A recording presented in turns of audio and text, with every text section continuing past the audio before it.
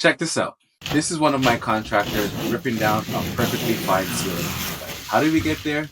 Well, it's because I bought a legal basement apartment and I got caught. So I bought this house in 2020. And when I first saw it, it had a bedroom in the basement and an additional kitchen with a separate entrance.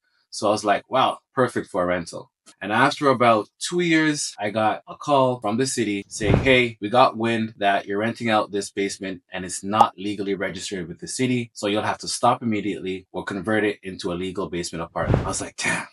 I'm going to walk you through the steps on how to convert your basement into a legal apartment. The first step is to contact the city and ask if the zoning allows for a basement apartment. And if it does, then you can submit an application. They'll tell you right then and there some of the requirements, how wide your driveway is going to have to be, how many parking spaces you're going to have. And keep in mind that none of this has anything to do with the inside of the property yet. So I had to hire an architect where they're going to draft up floor plans of my existing home and the proposed apartment. If there's any reason that your property doesn't qualify, you can always apply for an exemption or a minor variance in order for you to proceed. For this property, the issue was my driveway wasn't wide enough for 2 cars to park side by side. But the thing is, if I widened it, my area of grass was going to be too small for the required amount. So then I had to apply for the minor variance. So I submitted my application for my minor variance and I had to sit and explain what I was trying to do in front of a committee. And luckily it was approved and then I was granted my building permit. This is the part where the building inspector now will come out to the property, go inside and inspect and tell you exactly the things that you're going to have to do to get the apartment itself to be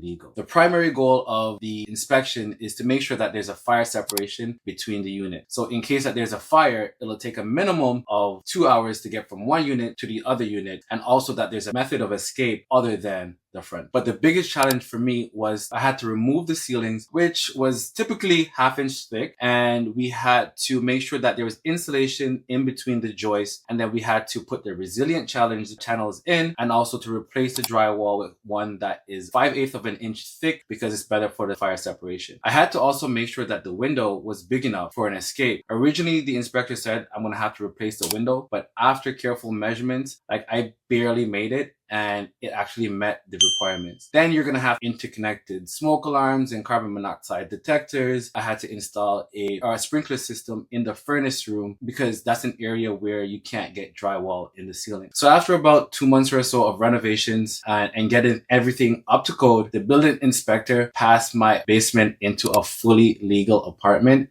And now I can rent it out, generate additional income, and also, not to mention, this will be a huge boost in the property value. So in the end, it was all worth it.